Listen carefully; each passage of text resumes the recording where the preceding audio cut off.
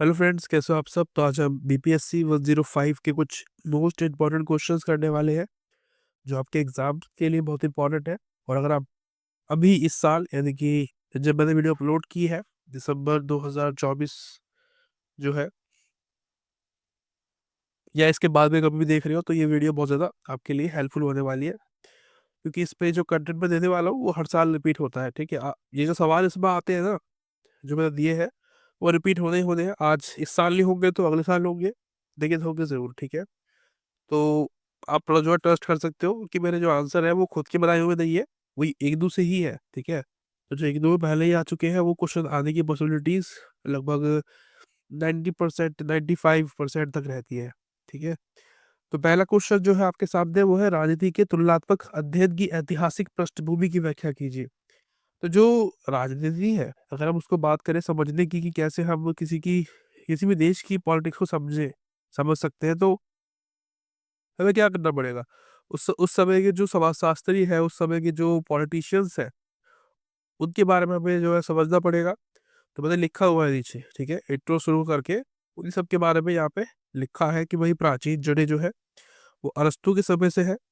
यानी कि ये जो व्यक्ति दिख रहे हैं आपको, अरस्तु के नाम नाम के, ये एक इतिहासकार है। इन्होंने बहुत सारे समाजों की, समाज कह रहा हूँ, बहुत सारे राष्ट्रों की, ठीक है, राज्यों की जो राजनीतिक व्यवस्था है उसको समझा। यानी कि लगभग 158 कंट्रीज जो है इन्होंने विजिट की और उनको जो है स्टडी किया है। ठीक है, उनके बारे में लिखा है अपनी बुक में, यानी इंडस नाम की बुक है शायद इनकी।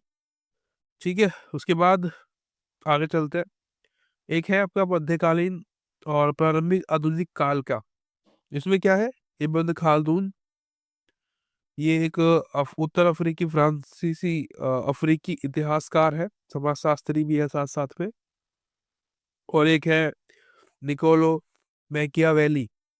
इन्होंने स्पष्ट रूप से तुलनात्मक अध्ययन नहीं किया है, लेकिन आगे लिखा है मैंने, लेकिन राजनीतिक शक्ति सरकार के विविध रूपों के अध्ययन पर ध्यान केंद्रित किया है।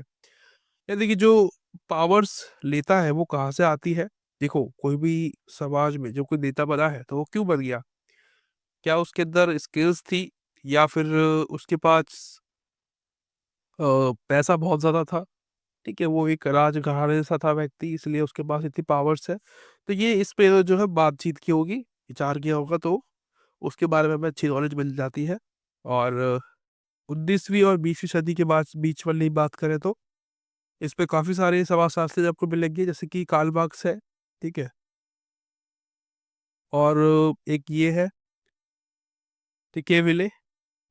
ठीक है, इनके बारे में लिखा हुआ मैंने, इनका कार्ल मार्क्स का ऐतिहासिक भौतिकवाद का जो सिद्धांत है बहुत अच्छा है। इससे हमें बहुत सारी चीजें समझने को मिलती है। ठीक है, एविडेंस के बारे में बात करता है, जो कि कभी आपको पढ़ाऊंगा मैं इसके बारे में, मैंने पढ़ा दिया है वैसे, पर आपकी बुक में ये नहीं है अभी फिलहाल। मैक्स वेबर के बारे में यहाँ पे है, जैसे कि नौकरशाही के बारे में बताया है, नरम के बारे में बताया है। तो इनसे क्या है, नौकरशाही आपको पता है, रैट टैप, इससे हमें पता चलता है कि भाई किसी भी देश में अगर ये रहता है तो कैसे कैसे दिक्कत हो सकती है। तो जिस जिस कंट्रीज के बारे में आप इन्होंने बात की है कि भाई देश में नौकरशाही है तो ये बर्बाद है या सही है, तो एक हल्का फुल्का सा एक अंदाजा रहता है कि हाँ, ये रहा होगा। ठीक है, ना होने से तो ये अच्छा था कि कुछ ना कुछ हमें मिल जाए। ठीक है, तो ऐसा ही कुछ यहाँ पे आपको मिल जाता है।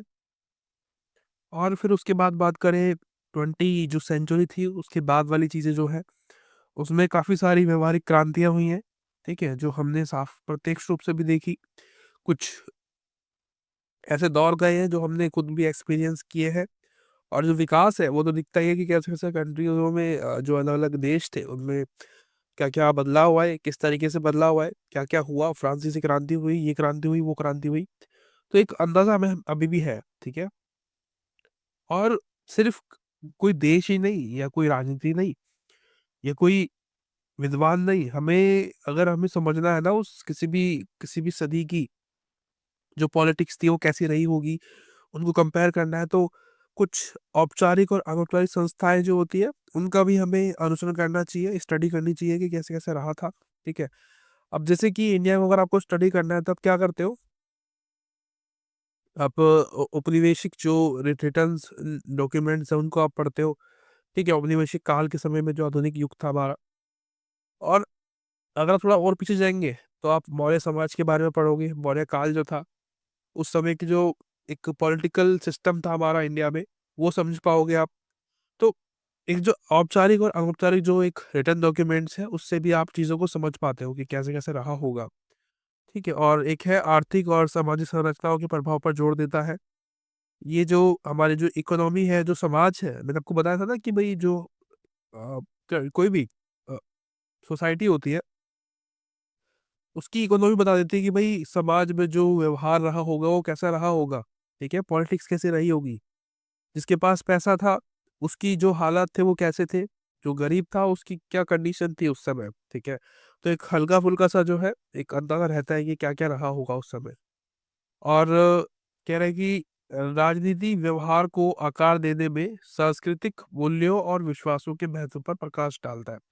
वही बात है कि जो पॉलिटिक्स है उसमें व्यवहार, विश्वास और वैल्यूज बहुत इंपॉर्टेंट रहते हैं। ठीक है। कोई भी किसी भी देश में देखोगे आप, तो जो पॉलिटिक्स है वो डिपेंड करती है वहाँ के जो लोग हैं, वहाँ का जो समाज है वो कैसा है, वो कैसे रिएक्ट करता है, वो एजुकेटेड है या नहीं है। ठीक है। और अपनी जो कल्चर है उनको वो कितना फॉलो करते हैं, कितना नहीं करते हैं, या उसका जो ध्यान है वो एजुकेशन पे है, तरक्की पे है। ठीक है। तो ये बहुत सारी चीजें हैं जो कि बताती है आपकी कि हमें कि वो जो कंट्री है उस पे किस प्रकार की पॉलिटिकल सिस्टम यूज किया जाता होगा। ठीक है। क्योंकि वहाँ के लोग ऐसे हैं तो इसी हिसाब से वहाँ के जो नेता वगैरह है उनको भी वैसे ही चीजें फॉलो करनी पड़ती होगी। ठीक है। उसके बाद सेकंड क्वेश्चन है विऔपनिवेशीकरण प्रक्रिया पर प्रकाश डालिए या चर्चा की जो भी है। तो सबसे पहला जो शब्द है यहाँ पे इंपॉर्टेंट वो है विऔपनिवेशीकरण। दोबारा भी आ सकता है, तो आपको याद रखना है कि एक तो होता है औपनिवेशीकरण। ठीक है। यानी कि जैसे कि देश है तो उस पे किसी भी अन्य देश का दबदबा, हस्तक्षेप या राज हो जाना, उसको हम कहते हैं औपनिवेशीकरण। एक होता है विऔपनिवेशीकरण, यानी कि जब कोई देश स्वतंत्र होता है ना, जैसे कि भारत हुआ, ब्रिटिशर्स से अंग्रेज जो थे हमारे देश पे उनसे आजाद हुआ, तो हमने बोला कि भाई हम एक स्वतंत्र देश है, हम विऔपनिवेशीकरण में अंदर आ गए हैं, यानी कि हम इंडिपेंडेंट है। हम खुद का जो नियम है, जो खुद की जो काम है वो खुद करेंगे। ठीक है। और कोई भी दूसरी कंट्री हम पे किसी भी प्रकार का दबाव नहीं डालेगी, हम स्वतंत्र होके यानी कि इंडिपेंडेंट होके काम करेंगे। ये होता है औपनिवेशीकरण। ठीक है। बाकी लिख दिया है, आप इसको पढ़ लेना। थोड़ा सा ये इसके अंदर ज्यादा पूछती है। तो अलग अलग जो प्रोसेस थे वो बता रहे हैं कि कैसे कैसे चला चीजें जो थी। तो मैंने यहाँ पे काफी सारी चीजें डेट के साथ लिखी हुई है, जैसे कि ब्रिटेन जो है और जो अमेरिका है वो आज़ाद हुए। ठीक है। 1776 में। 1821 में ग्रीस आज़ाद हुआ। 1902 में क्यूबा को आज़ादी मिली। 1916 में एक नए साम्राज्य के रूप में रूस पोलैंड की स्थापना हुई। और 1919 में अफगानिस्तान। और 1943 में लेबनान।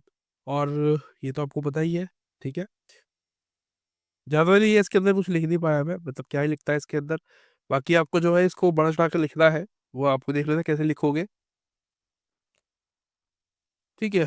उसके बाद आता है आपका एक नया क्वेश्चन जो कि है निर्भरता का विचार। इसमें क्या है कि भाई निर्भरता, आप किसी पे डिपेंड रहते हैं तो उसको बोलते हैं निर्भर है। जैसे कि अभी कुछ बच्चे जो होते हैं, छोटे होते हैं, वो अपने पेरेंट्स पे डिपेंड रहते हैं पूरी तरीके से। ठीक है। चलना है, खाना खाता है, सोना है, बैठना है या नहाना है, तो हर काम के लिए वो अपने पेरेंट्स पर डिपेंड रहते हैं, उसी को कहते हैं निर्भरता का विचार। राइट। अब यहाँ पे आपको एक चीज दिखानी पड़ेगी मुझे। अब ये देखो, ये मैंने एक ग्राफ बनाया है आपको समझाने के लिए। अब ये जो बीच वाला जो दिख रहा है था आपको डॉट, ये जो मैंने बनाया है यहाँ पे अंदर वाले जो देश ये जो दिख रहे हैं ना, ये जो बेसिकली देश है। ठीक है। ये कौन सा देश है? ये है विकसित देश, जो कि करोड़पति देश है, अमीर देश है। America, Japan, Europe, Russia, China. China को आप विकसित बोल सकते हो, विकसित है वो बस लोगों को मतलब अपना फायदा उठाने के लिए वो खुद को विकासशील कहता है, वो विकसित है। ठीक है। और उसके बाद जो बाहर वाली कंट्रियां हैं ये विकासशील है और ये अविकसित है। ठीक है। समझ गए इतना, इतनी बात। अब यहाँ पे क्या बताने की कोशिश कर रहा हूँ मैं आपको कि जो देश है ना, जो विकसित देश है, वो क्या गेम खेलते हैं, जो विकासशील, जैसे कि जो ये परिधि वाला देश है ना, ये जो परिधि दिख रहा है आपको बाहर, बाहर की जो देश दिख रहे हैं, ये परिधि बोलते हैं इसको, परिधि। ठीक है, आपको दिखेगा शायद, परिधि बोलते हैं। अब ये जो देश है जो विकसित, जैसे कि अफ्रीका है, ठीक है, अफ्रीका महाद्वीप देखा आपने, वो अफ्रीका महाद्वीप समझो कि अफ्रीका महाद्वीप है, और यहाँ से जो नेचुरल रिसोर्सेज है उसकी भरमार है यहाँ पे, दुनिया भर के रिसोर्सेज आपको मिल देंगे। अब इसका फायदा जो है विकसित जो कंट्रियां है जो यहाँ पे बैठी हुई है वो दिखा उठाती है। कैसे? जो ये है ना नेचुरल रिसोर्सेस, ये इससे लेगी कम दामों पे, और इसी को वापस जो जब वो सेल करेगी उस चीज को बना के प्रोडक्ट के रूप में, वस्तु के रूप में, तो उसको बहुत ज्यादा महंगा बेचेगी। इसे बोलते हैं निर्भरता का सिद्धांत। इससे मतलब निर्भरता पैदा होती है। जो बेचारे गरीब देश है ना, वो अमीर देशों पे निर्भर रहने पे मजबूर रहते हैं, क्योंकि उनके पास तो डिवाइसेस है ही नहीं जिससे कि वो अपने रिसोर्सेस का बहुत ही सही तरीके से इस्तेमाल कर सके, और उन्हें जो है किसी और को सेल भी कर सके। इस चीज को आप एक एग्जाम्पल के रूप में समझे। मैं आपको एक इंडिया का एग्जाम्पल देता हूँ। अब देखो, इंडिया में अगर आप मान के चलो कि जो गेहूं है उसकी जो कीमत है वो 15 रुपए किलो है। ठीक है, 15 रुपए किलो गेहूं है, और जब हम बाहर देशों को बेचते हैं तो 15 रुपए किलो बेचते हैं, ऐसा मान के चलिए आप। और जब मैं उस गेहूं से बंद में आता हूँ, बंद जो होते हैं ना, जो हम सुबह सुबह खाते हैं चाय के साथ में, तो मान के चलिए मैं उस गेहूं से बंद बना रहा हूँ।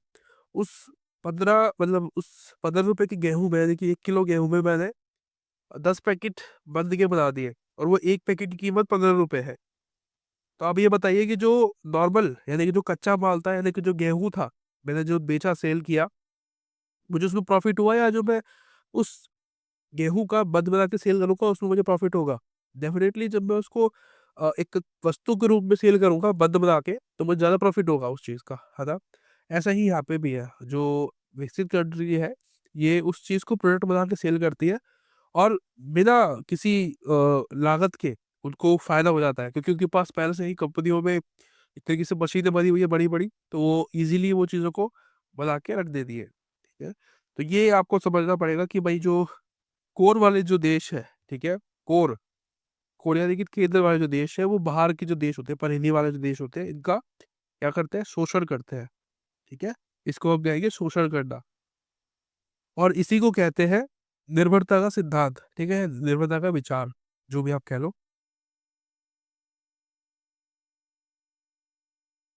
बाकी मेरा कुछ तर्क लिखे हुए हैं यहाँ पे, जैसे कि असमान वितरण या विनिमय। कह रहा है कि परिधि केवल संसाधन की आयात के रूप में प्रयोग की जाती है। यानी कि जो परिधि है इसका क्या कहा यूज होता है कि भाई ये दे दो मेरे को, तो अमीर देश इससे ये मांगते हैं बस, और उसके बदले में उसको क्या देंगे? वस्तु बना के, कि भाई ये ले, तो मुझे 10 रुपए का ये 1 किलो दिया, मैं तुझे 10 रुपए का सिर्फ एक बंद दूंगा।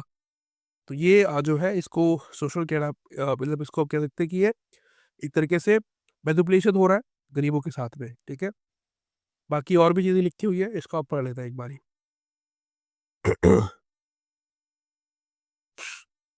और इसकी आलोचना भी है, ये जो सिद्धांत मैंने आपको बताया अभी, निर्भरता का सिद्धांत, इस सिद्धांत की भी आलोचना होती है।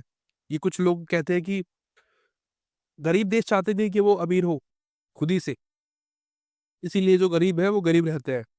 ऐसा मतलब कुछ चीजें बोल के इस आलोचना की, मतलब इस सिद्धांत की भी आलोचना की जाती है। ठीक है, और सेकंड जो था इसी इसी का जो सेकंड पार्ट है वो है इसका उदार लोकतंत्र का विचार। ठीक है, उदार लोकतंत्र, आपने हर बार सुना होगा। तो जो भारत का संविधान है उसको बोलते हैं उधार का संविधान, कि भाई किसी और देशों से जो है हमने कॉपी किया है, ऐसा बोलते हैं लोग। ठीक है, तो ये जो शब्द जो है ना उधार, इसको हम एक तरीके से कमी के रूप में देखते हैं, कि हमारा जो हमारा जो कॉन्स्टिट्यूशन है उसमें कमी है, उसको दिखाने के लिए उधार शब्द हम बार बार इस्तेमाल करते हैं। हम नहीं करते, बहुत सारे लोग करते हैं जो इसकी बुराई करते हैं, हमारे संविधान की बुराई करते हैं। जैसे कि बोलते थे पश्चिम से लिया गया है, यूरोप से लिया गया है, यहाँ से लिया है, हमने जो थोपा है, इस तरीके के शब्द इस्तेमाल करते हैं, तो उसी को हम उधार कहते हैं। तो यहाँ पे क्या तर्क देते हैं कि भाई अंग्रेज द्वारा थोपा गया है, पश्चिमी प्रभाव में है। आलोचकों का मानना है कि भारतीय लोकतंत्र बड़े पैमाने पर राजनेताओं और नौकरशाहों धनी व्यक्तियों के नियंत्रण में है। यानी कि जब ये बना, संविधान हमारा बना, तो ये बिल्कुल अमीरों के एक तरीके से पक्ष में था, तो उसके आधार पर बनाया गया था ये संविधान। ठीक है, चुनावों पर ध्यान देता है ये सिर्फ, बाकी किसी और पर ध्यान दिए इसका विकास पे, गरीबी खत्म करने पे ध्यान नहीं है। ये सिर्फ चुनाव पे बात करता है कि भाई चुनाव कराओ टाइम टाइम पे, बस बाकी सब कुछ छोड़ दो। ऐसा लोग कहते हैं। इसके बारे में विचार देते हैं।